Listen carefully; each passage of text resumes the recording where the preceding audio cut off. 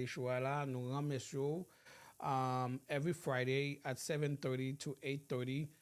Me and my friend Josh come together. We just want to talk about the Bible, what going on with the young people, because young people is very important for us. They're the church, not tomorrow, they're the church today. Young people is the church today. It's very, very important for me and you to come together, to worship God, to talk to God. Understanding how is it very important for us to spending time with God. We want to welcome each every one of you. For those of you is in Facebook, TikTok, and YouTube, we say hi to you. Thank you so much for sharing, watching with us. Share the good news to everybody. And also, thank you for my friend Joshua and Maddox, Levitt, Eva, others that watching the show, and welcome each and every one of you. Remember, let's the Bible talk is very important. The three things we learn in the Bible, let's the Bible talk. We say listen, learn, and lead. What does that mean? As a leader, as all of us as a leader, we need to listen, we need to learn, we need to lead. Joshua, good evening. How are you, man? I'm good. How are you? I'm doing fine. How was your week? How was your week? It was full of ups and downs. I was school. Uh, it was all right, I guess. Like not 100% the best, but it was, I guess you could say mediocre. All right. Did you talk to your friend in school this week? Yeah. That's very good. Okay, thank you so much. And Joshua, I always have to say hi to Joshua. And also thank you to your parents a lot to bring you in every Saturday, Friday, I mean, to come to do Bible study with us. I really appreciate what your parents has done because they can show me you are very interesting and your parents is very interesting also with the Bible study. We talked about friend last time, Joshua, and friend is very, very important. I'm gonna go over a few things what we talk about friends, but remember what we tell people. Our Bible study, there's a real questions, find a real answer. Open your heart, open your mind, open your Bible, let the word of God speak for. Remember what I said. When we're doing Bible study, we explore real questions. Nous regarder bon question and we find a real answer. In the Bible, not in my book, in God book. The other thing again, we open our heart, we open our mind, we open our Bible, let the word of God speak for us. Today, we are in the second term about friendship. Yeah, friendship is very important. We learn in the Bible in Proverbs 17. We're gonna summarize everything, guys. That's what we're gonna do. We're gonna summarize everything what we learned last week in the Bible study. And Proverbs 17, verse 17, he said, "A friend love all time." We learned that, and it's very important for all friends to love all time. A real friend stay together. A real friend support. That's what we learned, and also a real friends care for each other. And the thing is, we talk about a real friend, the support, the honest, the respect, the loyal, they have wisdom, they have accountability for each other. That's what real friend does for all of us. And we went to John 15 also. What did John 15 he said? Jesus said. You guys remember what John 15 said? Uh, John 15, verse 15. Anybody remember what John 15 said? It said, Jesus said, "I call you a friend." Remember that. Jesus called us as a friends. We need to understand that he called his disciple as a friend. John 15, verse 15. And we need to understand that how we need to come together and moving forward. Rick, pay attention in the Bible study is very important for the camera to get all of us. No, the camera is, you need to make the camera getting me and Joshua. Yeah, okay. Pay attention in that one. That's very important for us. The reason why, and we talk about Jesus' friends, the disciple was kind of their friends, and they walk with Christ, understand Christ, they be there for Christ. Even Christ as their leader, they was be there for them also too. And also, friendship need to have love and patient. Okay, and also we're gonna go to the Bible First Samuel, 18. We're gonna read the whole verse about and Joshua and Jonathan with his friends and how they trust each other. They were getting each other back, and from there we can move forward. Everybody, pay attention to the Bible because we're gonna read the Bible right now, and we all understand. Choose a friend who love the Lord, have pure heart. Second Timothy 2 verse 20, 2 Timothy 2 verse 22. And I want everybody to pay attention. When they said choose friend who love the Lord and have pure heart, what's coming in your mind when somebody say that? Josh, what's coming in your mind? Uh, Choose a friend that love the Lord. friend that, mm, I mean, if you don't love the Lord, I mean, shoot. I have a friend. His name is Jamal. Huh? I have a friend. His name is Jamal. Okay. Yeah, he loves the Lord. He's not too well with his faith and whatnot. Mm-hmm. Like I have to remind him to pray before he eats food and stuff like that. But he tries. You try. Yeah, How many friends that you have like that? like that. Oh, you talk to them. Actually, only one. Only one. Yeah, that's only. So let's go to the Bible. 2 Timothy 2 verse 22. Can you go to the Bible for me? Second Yeah. Timothy 2 verse 22. It says, "Choose a real friends." We as a young people, sometimes we at home, at school, at church. It's better to know how to choose a good friends. We're gonna learn that from the Bible. What the Bible said. Let's go read the Bible. Go ahead.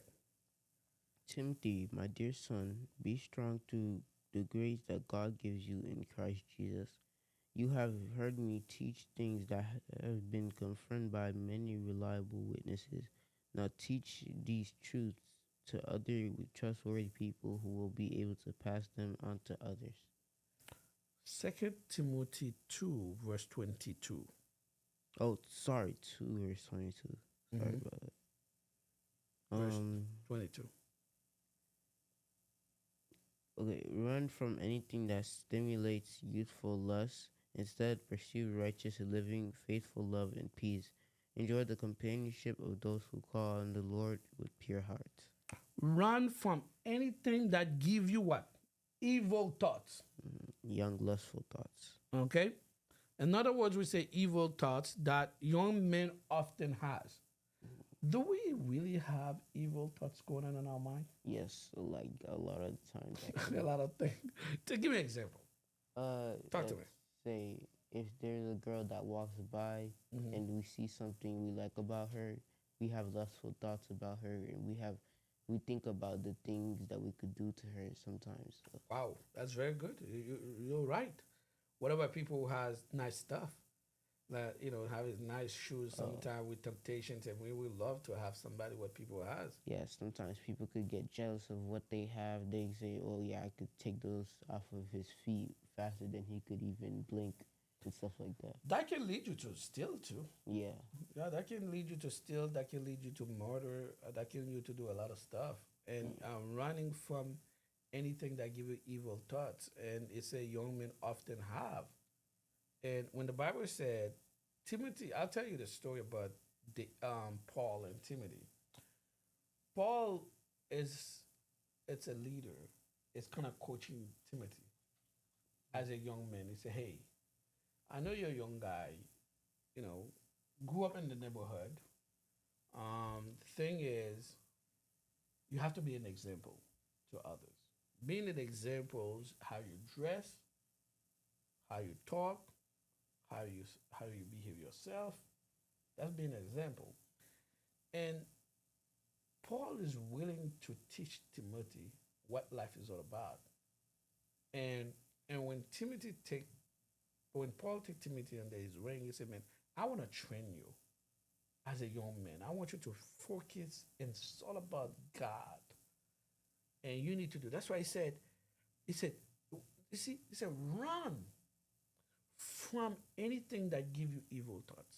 When somebody tell you run, that means when you see bad things, you don't stay there. Temptation can come. Like you said, when you see a girl, things can come in your mind. When you see something, And he said, stay close to anything that make you want to do right. Mm-hmm. What are right things? What things that can make us do Uh, good? Give me an example. being like a nice person overall, even if people are being mean, Mm-hmm. or also overall just doing good deeds, like even if you know that you don't have to, just being a good person, a nice person, and Mm-hmm. whatnot. That's very good. I like that. All right. Do you have anything to say about running from anything that give us evil thoughts? And as a human, that and also he said, the Bible said, make sure stay close to anything that make you want to do right things. Well, I'll say this. Oh, In terms of evil thoughts, evil thoughts can be. Rick, your thing is making noise. It's, Yeah, yeah, evil it's still thoughts. making noise, Rick. So, all right, evil thoughts can be. Rick is making a lot of noise. The viewer cannot. Yeah, go ahead, speak All loud. right, evil thoughts can be. It can be much anything. So you can see something and contemplate a thought. You Mm-hmm. can um, probably go through a negative experience and have thoughts Mm-hmm. that generate evil thoughts. So a lot of it is experience. Mm-hmm. What you put in Uh huh. is Mm-hmm. typically what you'll get out. Okay, that's very good. Thank you so much, Rick. Let's go back to the. What are the characteristics that make you a good friend? Anybody want to share? Um, just yeah, overall, like I said, being a good person, being actually also a good communicator. You have to be able to communicate for those friends to even like you in the first place. Like you can't really just be doing anything that comes to mind. Okay, Yeah, like that. You know what I'm saying? Rick. What are the characteristics that make you a good friend? A good A good friend. What are good character? friend. Yeah, characteristic. So a good friend is pretty much somebody you can in the time of need, situation, guide, uh, direction. You can always refer to them for guidance. Mm-hmm. You know what I mean? Opinions, guidance, information. You know what I mean? And the whole objective as a good friend is both of you guys are growing together. That's good. Let's read the Bible, guys. And Philippians 2, Philippians 2, verse 3 and 4. Joshua, Yeah. can you read the Bible? Philippians 2, verse 3 and 4. So I heard you sing it, but I'm thinking that you're gonna read it. So Yeah, Philippians is after Ephesians. Guys, we gotta know the Bible. After Ephesians is Philippians 2, verse 3 and 4. What are the wait, what you are said after Ephesians, yeah, that's the next chapter. It's called, Philippians? yeah, Philippians. No. Yeah. So which chapter? Chapter 2, verse 3. Ephesians after Galatians, Ephesians. EPH, that one, Yeah, chapter 2, yeah. verse 4. Verse 2 and Okay, 4. wherein in time past ye walked according to That's the not it. course of That's the not what world you of read, this Rick. world. Rick, that's not it. Then make me truly happy by agreeing wholeheartedly with each other, loving one another. No, no, no, no, guys. That's not it. It's this is what you gotta do at Philippians 2, verse 2 and 3 and 4. Philippians. Yes. Oh, Guys, I you thought gotta you go said to Bible Info right now. Following the Bible Info right now, you will find all the stuff I'm doing Bible study for friendship. Don't be selfish. Don't try to Yes. impress others. Be humble, thinking of others as better than yourselves. Don't look out only for your own interest, but take an interest in others too. Wow. When the Bible said do not be selfish, what does that mean? As a It, young person. Talk to me. oh, okay. As a young person, to me, that basically means wait, don't be selfish. Basically, how do I put this? To me, that just basically means not to put yourself in a situation where you like something so much that you're jealous that you can't have it, or you just are upset or in some type of mood swing just because you can't have it. That's to me what Let jealous me is. let me ask you a question. Do you have Do you have any people? Do you know anybody who's selfish? Stuff it. A friend, a family? Do you know anyone? I don't know why I said jealous. I meant selfish. Uh, it's, Right. honestly, no.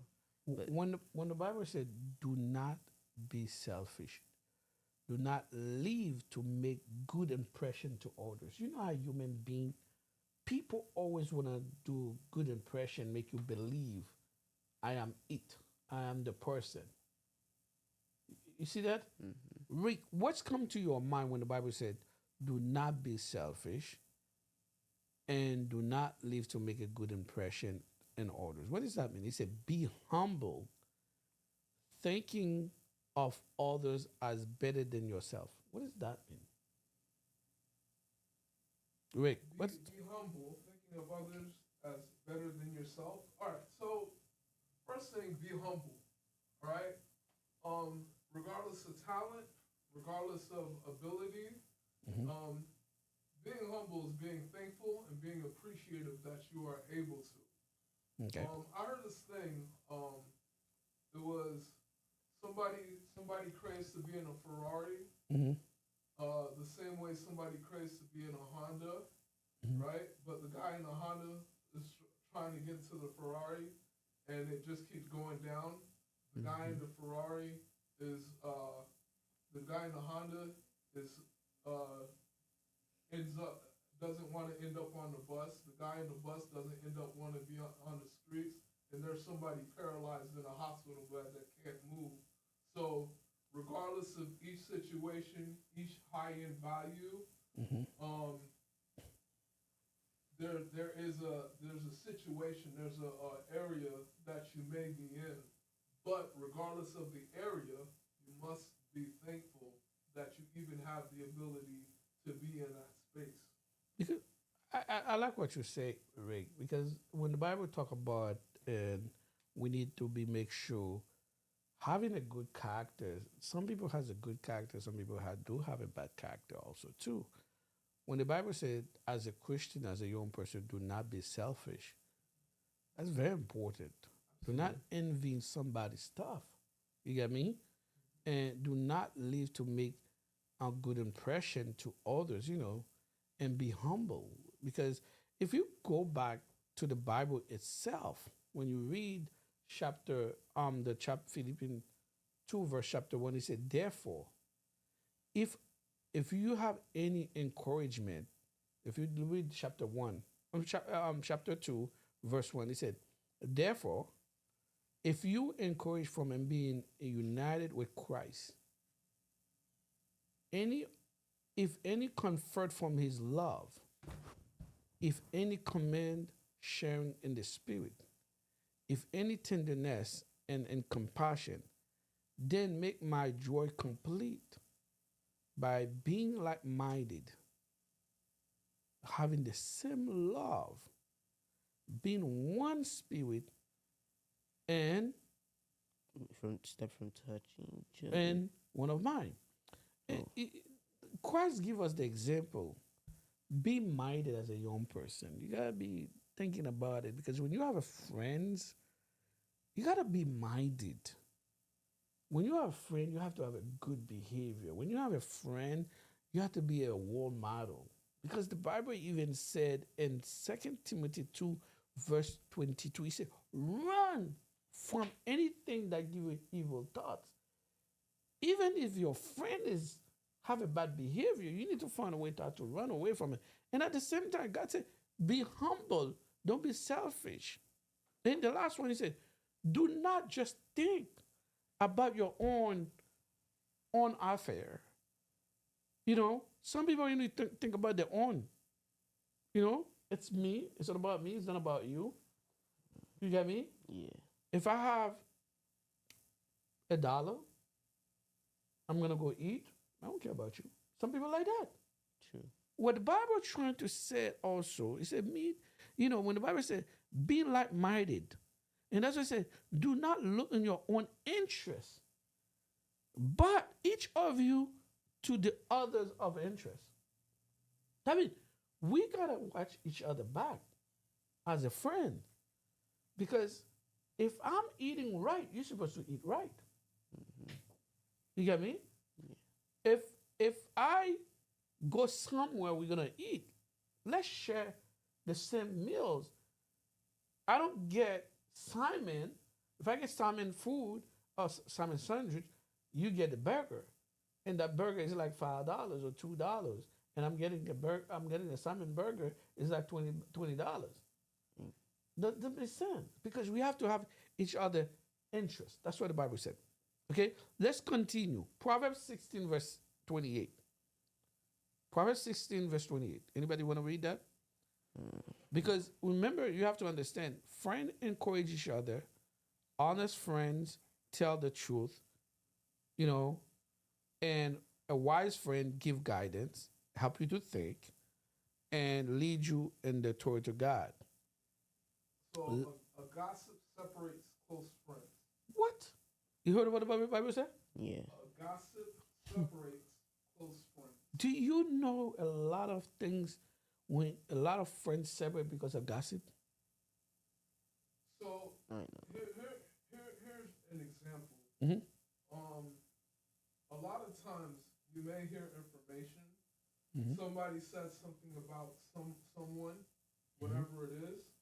Now, when you encounter that situation, it typically comes back to how the person involved handles that, because talk is cheap. You can sit there. Talk is talk. Talk can come out at any given time. Mm-hmm. But if there is a problem and you do not go to the person that you have the problem with, or the problem is being brought up to with, then it's impossible to, how do I want to say it, clear up that gossip or that talk that is flying around. Because it may not necessarily come from that person. It just may be stuff that's being passed around behind both of you guys. Mm-hmm. You know what I mean? So you have to if gossip comes around, because once again, gossip is talk. It's just talk, and they call talk cheap sometimes. Mm-hmm. And if you do not take a moment to actually talk to the person delivering that message, you can encounter issues, problems with the gossip. Let's talk about the gossip, Joshua. What do you know about gossip? Give me your own opinion, Joshua. Give me your own opinion about gossip. Okay, gossip is like something to me. It shouldn't really. Gossip is like something I really just don't really like, because the thing about gossip is really just many people who doesn't have something to do, so they go into other people's lives and they want to figure out everything that's going on instead of worrying about themselves. Worry about themselves. Gossip can destroy a good friend. Let's go to dictionary. What does gossip mean? Let's read. It said gossip casually, often unverified talk about other people's private life. Unverified. That means I can go out there and say stuff about you that even I can't even verify.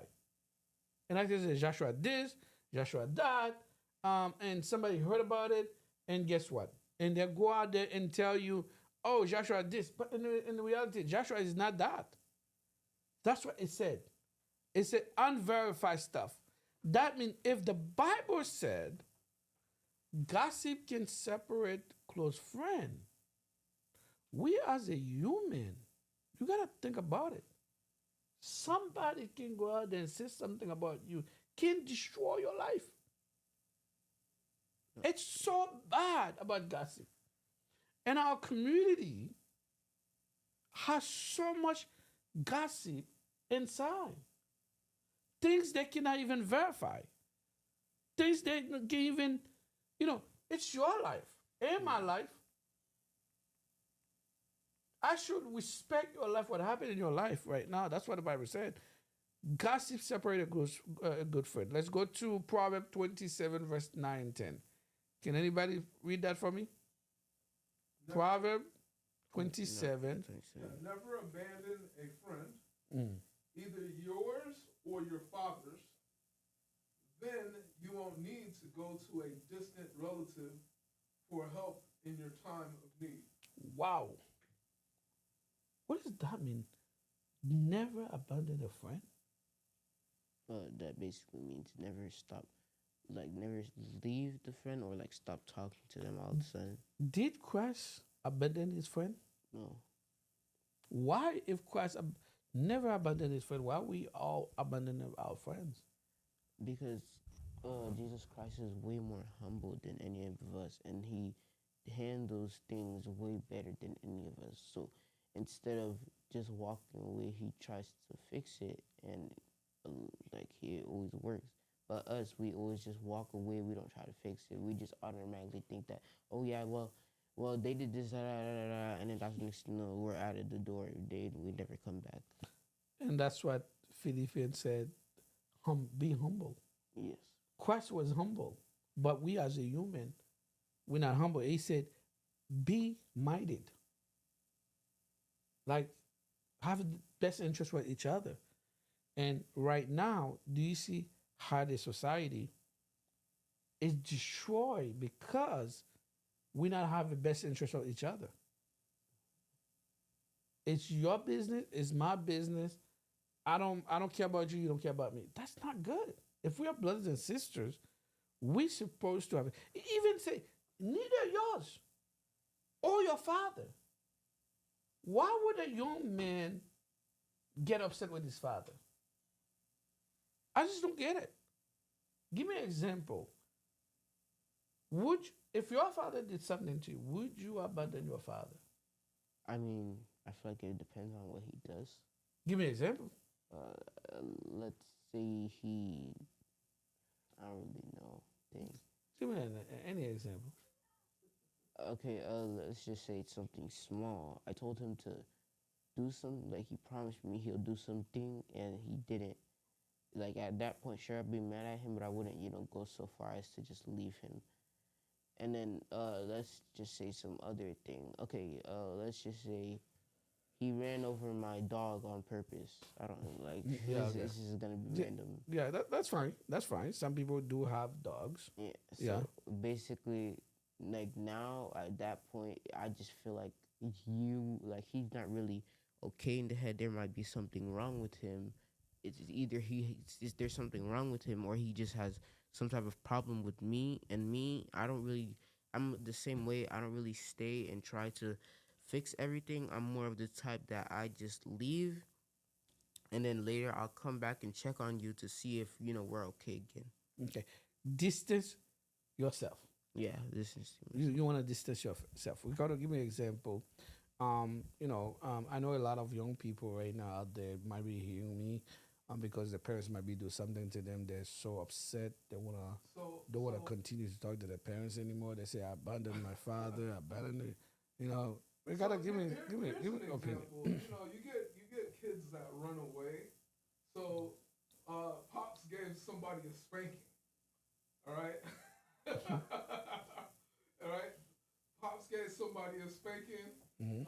Child doesn't agree with it. Child decides to exit the house. All right. You have small cases like that. Mhm. Maybe pops is abusive to mother, Mhm. right? Pops is abusive to mother.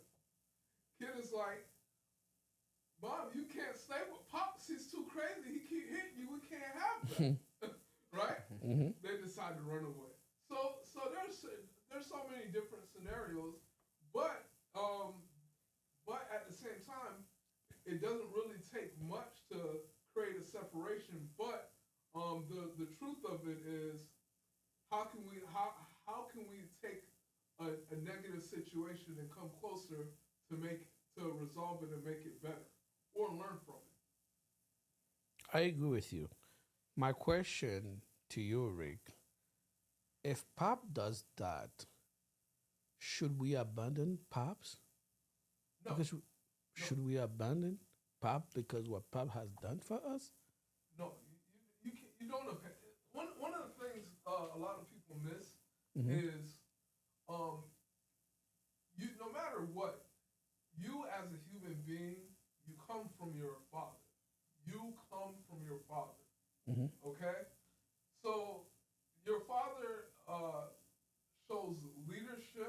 Your father shows you guidance. Your father shows you certain principles that you will not receive from your mom. Your Mm-hmm. mom is there to nurture you and make sure that you grow up. So to abandon your father literally puts you in a standpoint of you don't care, you don't appreciate what he's doing or what he has done for you. So there's a level of understanding that actually goes behind that. Let's talk about family, Joshua. Should we abandon our family, Uh, even though they do things bad to us? Our sisters? at that point, nah, cause it's like, especially if you're one of those families where you're not really living with a lot of people, or you're not sorry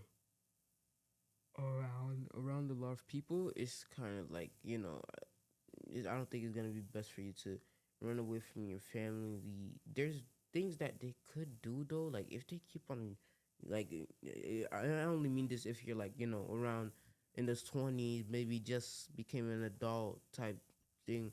Like if you're like if all your family keep on doing something to piss you off, like, or like trying to get on your nerves, trying to get below your skin, making fun of you for something, like I could understand, yeah, but it's only at a certain age, like, Why? because a lot of this stuff it just kind of depends. Why the Bible say do not go to your relative even though you have problem with your family? Why? Well, here's the thing that I want to point out. Guys, I'm asking you a good Yeah, question. so You here's know the thing I why? want to point out in terms of what you just asked. You have to understand brother, sister, father, mother, inside. Okay. Cousin, aunt, auntie, uncle, outside. Okay. You understand what I'm Uh saying? huh. It's not the same principles that are being developed inside what's called that family. Mm-hmm. That the actual family. Mom, dad, daughter, son, actual family. So when they're saying don't when you're reading don't go outside, they're talking about take the time. If the problem is within the family, take the time to work and resolve it inside within the family. I agree. You don't want other people to know what's going on. That's very, very important. And it's we need to think about it. When the Bible says do not go to other people, that means God has a reason why He tell us not to do it. Because we don't want people to know our business. Everything we do, let's do it inside right now. Okay? Hmm. And it's very important. Okay, let's read Proverb 27, verse 6. Proverbs 27. The same where you are. Okay. Wounds from a sincere friend are better than many kisses from an enemy. What does that mean, Rick? So wounds from a friend are better than kisses from an enemy. Hmm. Wow, that's deep. That is hellaciously deep, right? So now kisses from an enemy, right? What does it actually mean?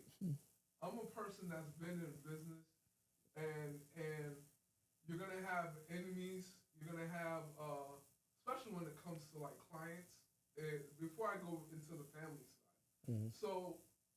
so wounds from a friend, meaning wounds from a friend. You're gonna have your ups and downs, okay? None of us walk around here perfect. We have to understand that we do not walk around here perfect. Um, but with that being said, you're gonna get your wounds. It's like if I talk about like military, Hmm. when you have your battle buddy, Hmm. whoever's in the bunker with you, Hmm. you're always looking out for him, and that person's looking out for you. So you guys are gonna have your disagreements, but within those disagreements, they're gonna build character. They're gonna build a better relationship. They're gonna build a better understanding for both parties. All right. So for me, accept wounds from your friends, not kisses from your enemy. Whew, that's deep. Once again. Let's identify when you say woods for a friends, what does woods mean? You know, kisa blue sisa ye. Let's go back. What does that mean? We need to know what does that mean because, guys, you have to understand. God, the Bible give us every tools to become successful in this planet. Sure. When we got hurt, we get cut in our body. We see our skin. We see the wound. It's so bad. You got me? And that's what the Bible is saying. Sometimes we don't want our friend to discipline us. Oh, yeah. When our friend discipline us, we think that's a wound. That's a scar. We say, why are you in my business? You got me? Of course. Why you telling me that? You don't want to hear the truth. Uh-huh. You know, most of us, when we have a good friend, we do not want the friend to tell us the truth. We want to do this. No. I'm going to do it. What do you know about it? You understand me? That's what the Bible tried to explain to you. If you go doing it, your friend will tell you, hey, it's better your friend to tell you the truth, even though it's gonna hurt you. Just listen to it. But your enemy is gonna kiss you. They're gonna say, they're gonna laugh at you. They're gonna laugh with you. And when the good thing, when the bad things are not there. I'll tell you a story. When you have money, everybody wanna see you. Everybody wanna be your friend. I see so many people. I know a family used to have a lot of money. And they were having party. Everybody coming to their house. And everybody's all about them. They're in the church. But when the family start not making money, what happened? Everybody disappeared. But I bet you someone was telling the family, be careful how you spend money. It's okay. It ain't your business. It's my money. Friend always get your best interest, always tell you the truth, but it leave that scar in your face, but you don't wanna hear it. You don't want to hear it. You don't want to open your ears. You don't want to open your ears. When the Bible says a gossip can destroy a friend, and when the Bible says a friend do not abandon a friend, when Christ said, I call my disciple a friend, I call you no, Christ said, I no longer call you a servant, I call you a friend. If Christ can say, I no longer call you a servant, I call you a friend. But today, we don't want to call each other friend anymore. We don't want to call each other as a family anymore. If the Bible can, if God can give us all the plan, all the path, what we need to do in order for us to keep a friend, but we'd rather get the kisses from the enemy. That's what we're all doing. Get the kisses from the enemy. Josh, it's okay, man, to dress like that. Even though the dress doesn't look good. It's okay to braid your hair. If you braid your hair, would your parents mad at you? Josh? I said, oh, sorry, like in my head, I was saying, yeah. Wait, you said in my... If you braid your hair, would your parents mad at you? A little, but not too much, you know. Mm-hmm. A little, but not too much. Okay. But if you know your parents are going to be mad at you, would you do with it? Yeah. Like, I'm going to just be brutally honest, yeah. Huh? Would you do it? Yeah. Okay. If as a friend I told you, Josh, if you're doing it, your parents gonna kick you out or is gonna be mad at you, is not gonna be happy, and I told you don't do it. Another friend tell you, man, who cares, man? It's your hair. I mean, since we're talking about my hair specifically, I'm just giving you example. I'm not. Example? It's just example because I see young people right now because every parent is different. If you do something personal, I'm just let you know we're talking about a kisses from enemy. I can come to you and say, Josh, if you do this, this is your parents are gonna be mad at you. It's not gonna be look good for you. Rick said, who cares? It's your body. It's like you put a tattoo. Would your parents have a problem with you when you have a tattoo? Big problem. Big problem. And a friend tell you, man, who cares? It's your body. Yeah, I wouldn't listen to my You see, that's what the difference I'm gonna try to tell you. Because a kiss is from the enemy. The enemy will tell you, it's okay. Do it, it's your body. And I'm saying, Josh, do it right there, Josh. You know Do that. it right there. It's like you go out there, you piss your ear, you put a zone on the soil. What would your parents do? They'll get mad, yeah. You see? And I tell you, don't do it. Run away from those stuff. That's what the Bible tells us. You know that what you're referencing? Yeah. It goes back all the way to like Adam and Eve. Uh-huh. When the snake is in the garden with Eve. Uh-huh. Eve. Uh-huh. And the snake is like, yo, have this apple. Uh-huh. And See? and Seduce. and the snake is like, nah, don't worry about it. Just enjoy the apple, right? And what does Eve do? She enjoys the apple. She brings the apple to Adam. Now, Adam is over here not even worried about it. He's not even worried about the apple. It's Eve's bringing me food. Okay, eat. So how he accepts it. Yep, acceptance again. Acceptance. He naturally accepts it, not even going, hey, That's bad. yeah, we should. God tell us. You see? That's the problem. And when people are telling us the truth, we get upset. True. When people tell us not to do something, we do get upset. If our parents tell you not to do something, I remember in business, I make bad decision. I remember in the business, I want to do certain things. I said, they tell me not to do. I said, who are you to tell me what to do doing it? But I was listening to it. But if I said, if you do this, you're gonna make more money. If you do this, you're gonna make more investment. You're gonna get there. There are a lot of people that go investing money. You got me? And they tell them, they're warning them, don't do it. It's not a good investment. You're gonna lose a lot of money. The people that tell them not to do it, they get upset. And the other one said, "Su fais l'argent sur un millionnaire," and they listen to that person. Okay, let's go to Bible straight to the Bible. Today we're gonna go straight to the Bible. First time you're 18, go ahead, Joshua. Oh, I was Sure. gonna just say the more times that you do whatever you want and do your own thing, the more bad stuff that you could bring. It is true. It is true. I agree with you. Because Supposed to rhyme. who said that? I said, oh yeah, it was supposed to rhyme. Like Okay. that's the whole point. Yeah.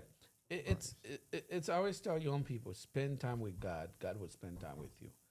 When you get up, always say, God, thank you for allow me to get up and praise Him, give Him the glory He deserves, and after that, continue with life.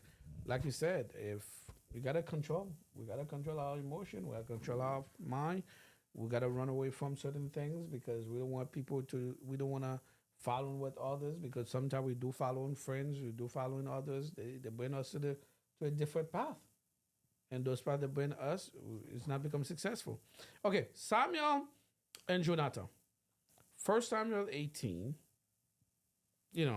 And we're gonna read it, guys. Okay. First Samuel 18, right? We stop in verse 8. Okay. After David had finished talking with Saul, he met Jonathan, the king's son. There was an immediate bond between them, for Jonathan loved David. From the day on from that day on, Saul kept David with him and wouldn't let him return home. And Jonathan made a solemn pact with David because he loved him as he loved himself. Jonathan sealed the pact by taking off his robe and giving it to David, together with his tunic, sword, bow, and belt. Whatever Saul asked David to do, David did it successfully. So Saul made him a commander over the men of war. an appointment that was welcomed by the people and Saul's officers alike.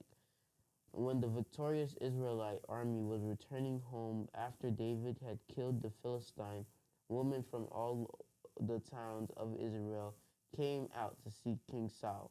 They sang and danced for joy with tambourines and cymbals. This was their song. Saul has killed his thousands and David his 10,000s. This made Saul very angry. What's this? He said. They credit David with 10,000 and me with only thousands. Next, they'll be making him their king. Next. Wow. He was already sacrificed. They'll make him a king. Jealousy start coming, my friend. Anger start coming. Hey, keep going. Verse 9. So from that time on, Saul kept a jealous eye on David. The very next day, a tormenting spirit from God overwhelmed Saul, and he began to rave in his house like a madman. David was playing the harp as he did each day, but Saul had a spear in his hand, and he suddenly hurled it at David, intending to pin him to the wall. But David escaped him twice. Saul was then afraid of David, for the Lord was with David and had turned away from Saul. Finally, Saul sent him away and appointed him commander over 1,000 men, and David faithfully led his troops into battle. David continued to succeed in everything he did, for the Lord was with him. When Saul recognized this, he became even more afraid of him. But all Israel and Judah loved David because he was so successful at leading his troops into battle. Stop right there. You heard this story, guys.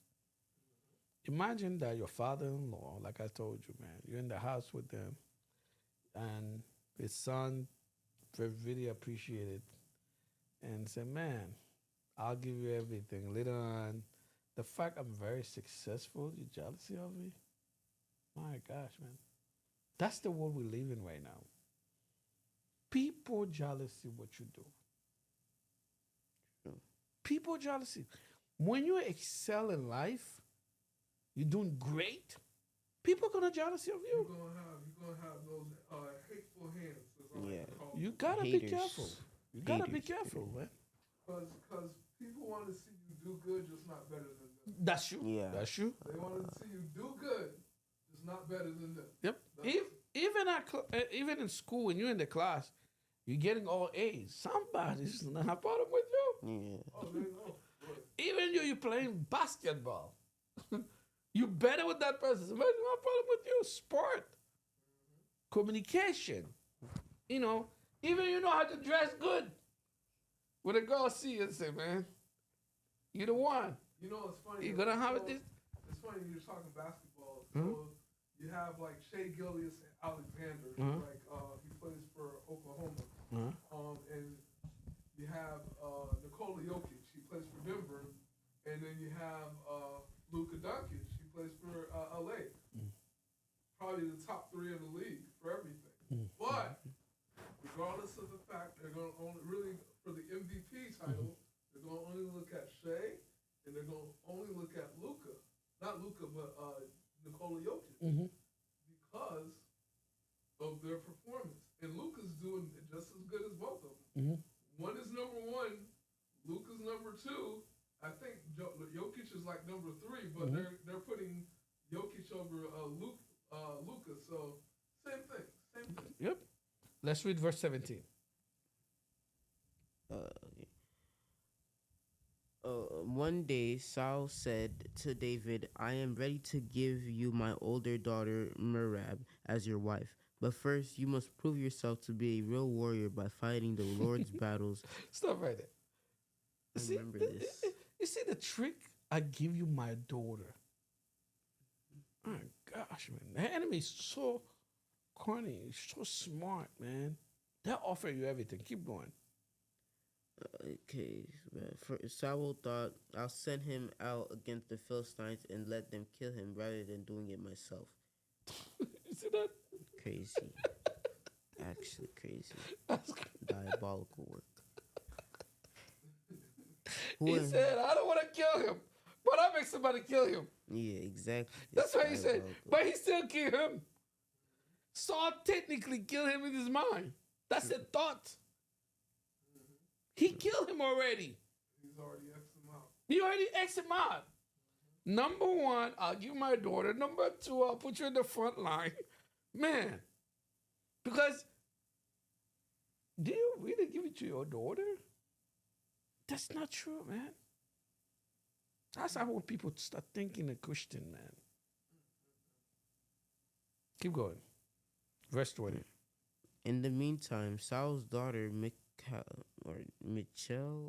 I don't know, Michal had fallen in love with David, and Saul was delighted when he heard about it. Here's another chance. That's remember the first daughter. That he wanted to offer her. Yeah, but Saul said, no, brother. You don't give a woman. I gotta choose. I know my taste.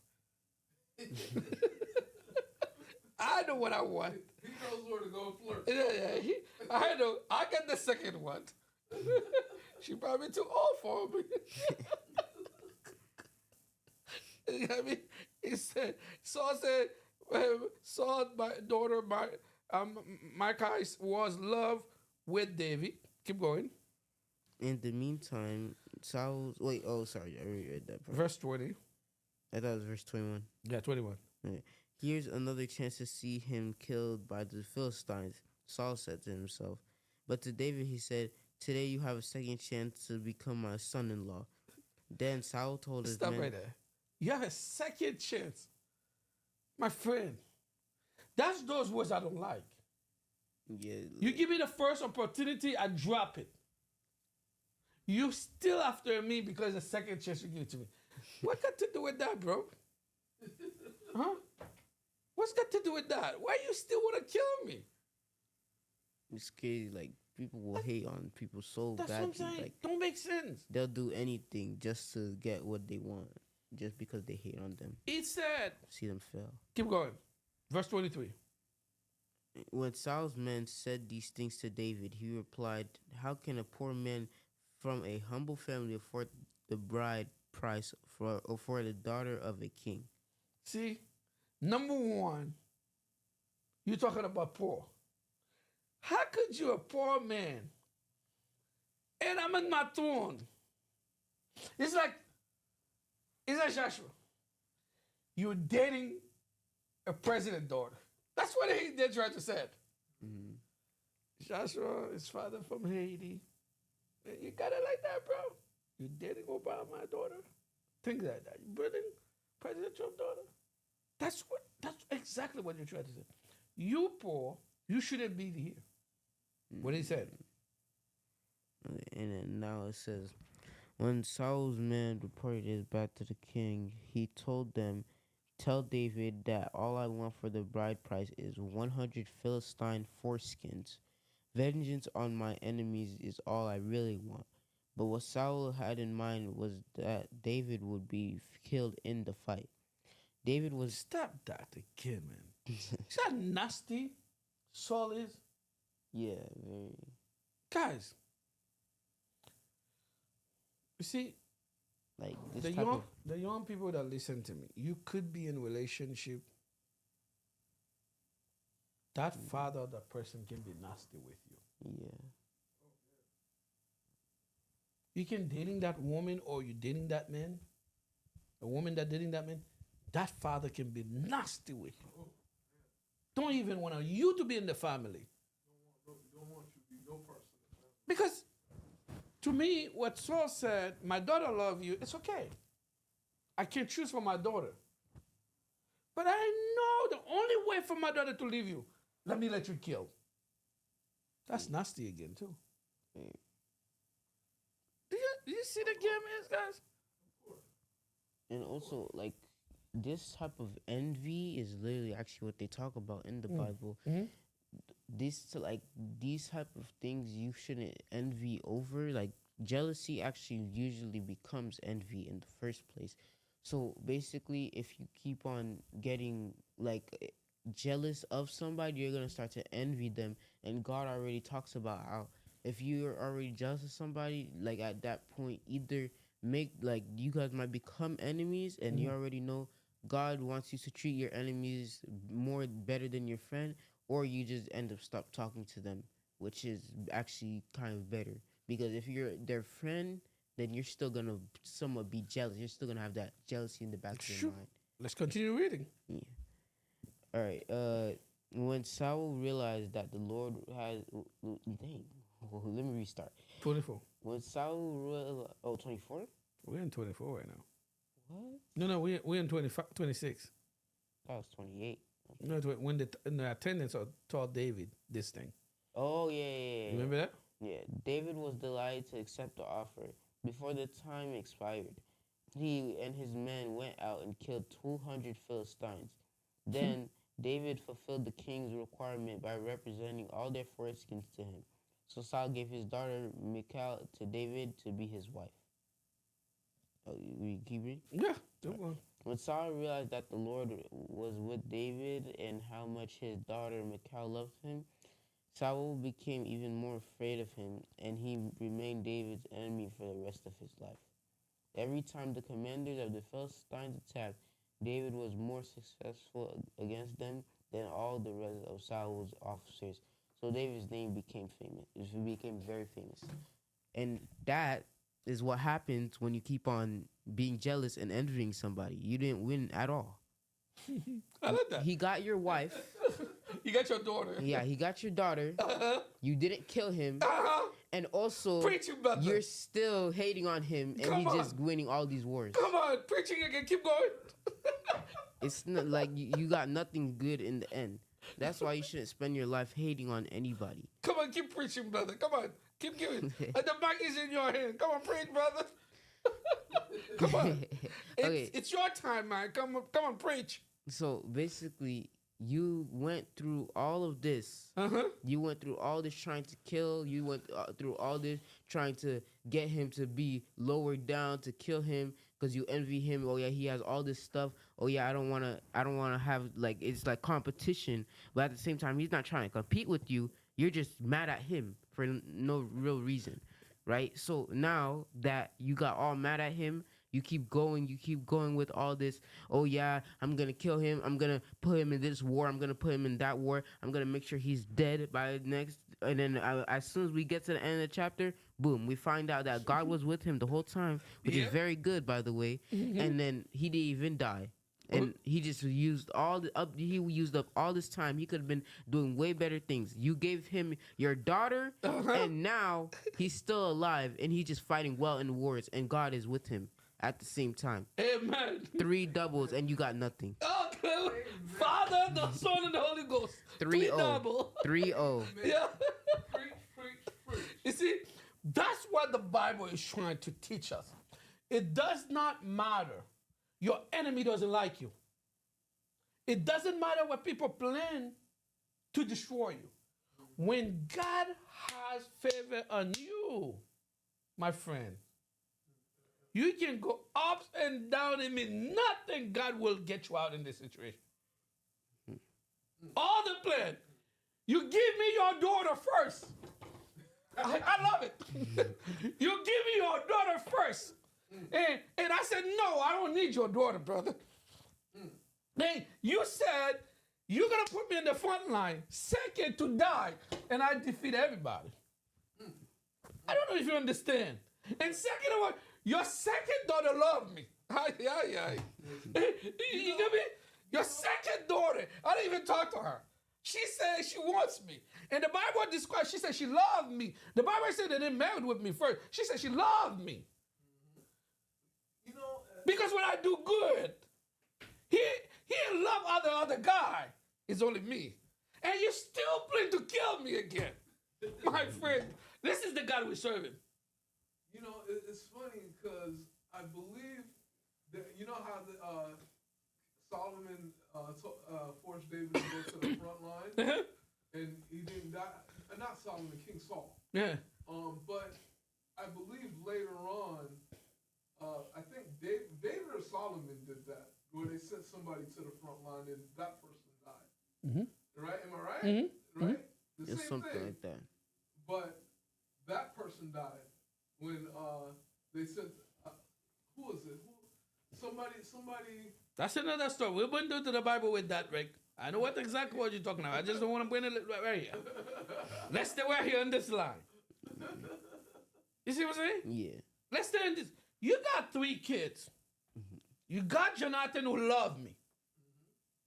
You got to go back to the Bible. The Bible said Jonathan become one in spirit with David. That means this guy loved David so much. I don't care about you, Dad. I love him.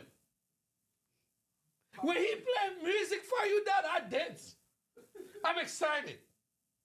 And I give him everything to protect him. He said that, the Bible said, Jonathan make a covenant with David because he loved him as himself. He took the robe he was wearing and give it to him. And to protect him. That means you make a robe for your son. Your son give me your robe to protect me. You put me in the front line for me to die, and God still protect me. And you give me your first daughter. I said, no, I don't need it, man. Your second one saw me. He said he loved me. She loved me. And you tried. You said, okay, go kill 100 people before I give you your daughter. And I went out there to kill 200 people. Your daughter still loved me. And second of all, when you tell me to do that, I still do that. You make your daughter marry me. And you still gonna kill me? Come on, brother. Come on. Now you just ended up hating me more when you're trying to kill me. Yes. Because your daughter is with me right now. It's my friend. Your daughter is become my half. You still hate me? And I went out there and killed more. And you still hate me, brother? Come on, man. Come on. When God has favor on you, it does not matter who hates you. It does not matter who does not like you. Young people, it doesn't matter who don't like you. Don't be afraid when the Holy Spirit, when God put His Spirit on you, you're going to walk in this earth like you're going to be a light. You're going to be successful in everything you touch. And that's what happened to David. Every time he gives something for him difficult, David said, it's okay. God said, okay, it's okay. Send my son through it. I'm going to show you what my son going to do. My friend, send my son through it. Go ahead, put him up there. Go ahead. Put him out there. You bring your guys with me. You know how you know, if you know karate, you know kung fu. Hey, you know, you're in school, 5 guys coming to try to beat you and you beat all of them. Mm-hmm. You tell them, come back again. I'll beat all of you again. That's what God said, no, bring them in. But the lesson we are learning right now, watch it, your behavior with your friends. People you can be close with still can hate you. Of course. When you do good, when you do great, the jealousy said, if you read the Bible, guys, I'm about to finish, guys. The jealousy said, because the people said, Saul killed 1,000, David killed 10,000. That's the jealousy. There ain't no problem. That boy was out there cooking. Because you wear a good shoes, you dress it nice, you get a nice car, you get a nice cell phone. That's the only reason why. Because people said the whole city, Palm Beach County, Broward County, said he killed 10,000. So I said, man, I'm jealousy, man. I'm done, man. I gotta kill this guy. I gotta get this guy out of my mind. But I'm gonna tell you, the devil intervened through Saul's life. Do not let the enemy get inside of you. The Bible said, run from evil thoughts. Remember that? Mm-hmm. You remember that, guys? The Bible said, run. Don't affiliate with them. Evil thoughts. He said, stay good. And David said, I'm going to stay with the Lord. I don't care what you said. I don't care what you do. Because my Lord is always going to be there for me. Give me your opinion. Summarize the whole the friendship. Ricardo, and I'll give you 1 minute. Tell me what you, tell the viewer something, man. All right. So basically, like how I'll summarize it is, first of all, like when it comes to friends, the one thing about friends, you gotta really watch how your friend acts for you to see like if you really should continue being friends with them. If they're pulling moves off like this, trying like envy like this, and you could tell that they're not really your friend. They're just like they make fun of you, but it's kind of, it doesn't really seem like they're just trying to have fun. It's more of just hatred, right? So don't let that hatred, don't just because they're your friend and then they start hating you, they start envying you, please don't stay with them. Please just leave. Don't even try to, oh yeah, oh, how come you've been doing that? No, just leave at that point. Because they could start trying to hate you and more hate you, and then they're going to start to envy you. They're going to keep trying to kill you. While God might love you enough to make sure that nothing bad happens to you due to your friend's envy, it's still just best to avoid things like that. And also, like he said, if there's any bad thoughts that goes into your mind, release them. Release all of it. Because even if you envy your friend, don't put that in your mind. If you envy your friend, I think it's best for you also to just leave them. Because if you're gonna envy your friend, something bad could happen to you just because you're envying them. You wasted your time envying them. Now this opportunity got lost. You know what I'm trying to say? So never. So the two main takeaways: one, don't be, actually three. One, don't be jealous of anybody. Two, run away from your thoughts. And three, watch how your friends act. Rick, give me the last one, Rick. Talk to me. All right, so I only give you 30 seconds. let me see if I can put a little sauce on the pasta. So, in terms of everything that we sat here and went through, jealousy, envy is a very weak emotion. Yes. It's a very weak emotion. And it's up to you to not let it consume you, because you will miss all the great things that you're supposed to achieve and receive. Wow. Receive, and enjoy. Wow. Right? So don't dwell in jealousy, don't dwell in envy. It's better to be upset and let it go. It's better to, it's okay, there's nothing wrong with being upset. There's nothing wrong with being hurt. There's absolutely nothing wrong with crying. There's nothing wrong with any of it. Mm-hmm. But the problem that most people encounter is they get mad and they hold that grudge forever. And that grudge turns into pettiness. All right? And once you go into petty, it just becomes a downhill battle, regardless of the fact. So That's true. Or they get mad and they let that anger control with their actions. Thank you so much for all of you who's watching the show. Remember, every Friday, 7:30 to 8:30, we talk about friends. It's very important for you to understand what to do when you have a friend. There's characteristic about friends, and there's good friend, there's bad friend, there's associate friend. Please stay tuned every Friday. Bring your friends, bring your family to the Bible study. God bless you.